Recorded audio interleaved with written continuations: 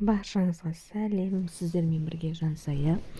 Бүгін біз осындай өте керемет алма мен лимон шырынан тұратын өте қышқыл, яғни кисло-сладкийді жақсы көретін адамдарға арналған пирог дайындаймыз. Дәмі өте керемет, тәтті мен қышқылдың араласқанынан тұрады. Міндетті түрде жасап көріңіздер. Менің арнамнан түрлі рецептер табасыздар. Сондықтан жіберіп алмас үшін подписаться кнопкасын басып, қоңырауды басып қойыңыздар.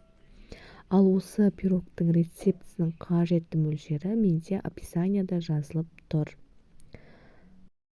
Пирогты дайындау үшін ең бірінші біз салмасын дайындаймыз. Ол үшін бізге алманың пюресі керек. Яғни біз алмамыздың сыртын, ішін, яғни дәндерін тазалап, сыртқы қабығын алып, блендердан өткізіп, осындай пюре дайындап аламыз.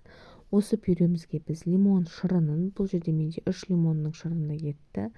Осы лимонның шырынын, сонымен қатар лимон цедрасын, мен 1 лимон ғана цедрасын қостым. Лимон цедрасын және де қантымызды және жүгері крахмалы қосып, жақсылап тұрып араластырып, орташа отқа қайнағанша қоямыз. Яғни біз бұны қайнатып алуымыз қажет. Үнемі араластырып отыруды ұмытпаңыздар. Осылай қайнай бастаған кезде біз 1-2 минут қана қайнатып өшіреміз астын. Яғни осы қайнатып алған массамызды жеке бір ыдысқа қойып, суытып қоямыз. Ол суығанша қамырымызды дайындасақ, ең алдымен ұнымызға құрғақ ингредиенттерді қосып, яғни қантымызды, разрыхлителімізді қосып, жақсылап тұрып араластырып аламыз. Кейін осы ұнымызға, яғни құрғақ ингредиенттерге біз ұсақтап, бүршіктеліп туралған сары майымызды саламыз.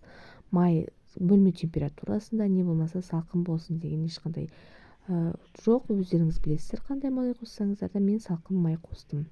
Үстіп крошкаға айналдырып алғаннан кейін, яғни түйіршіктерге біз жұмыртқамызды қосып, біркелкі қамыр пайда болғанша жақсылап тұрып илеп аламыз.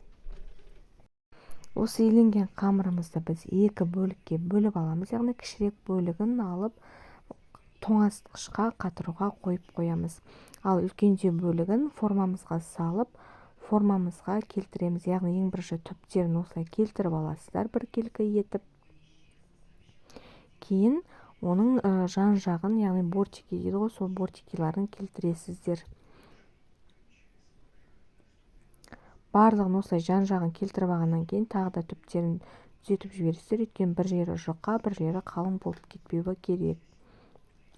Кейін осы келтіріп алған формамызға жаңағы салмамызды саламыз. Яғни соған салмамызды салып, барлығының бетін біркелкі етіп тегістеп аласыздар қасықтың көмегімен.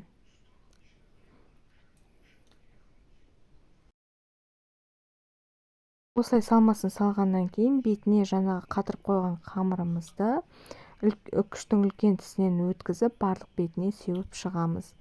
Міне осындай болып шығады. Бұны духовкаға 180 градусқа 40 минутқа пісіріп аласыздар.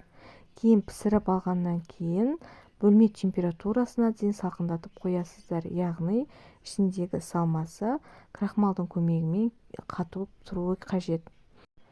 Әбден суытқаннан кейін оны кесіп, шаймен бірге жесеңіздер болады. Міне біздің пирогымыз дайын болды. Міндетті түрде жасап көріңіздер. Ас болсын.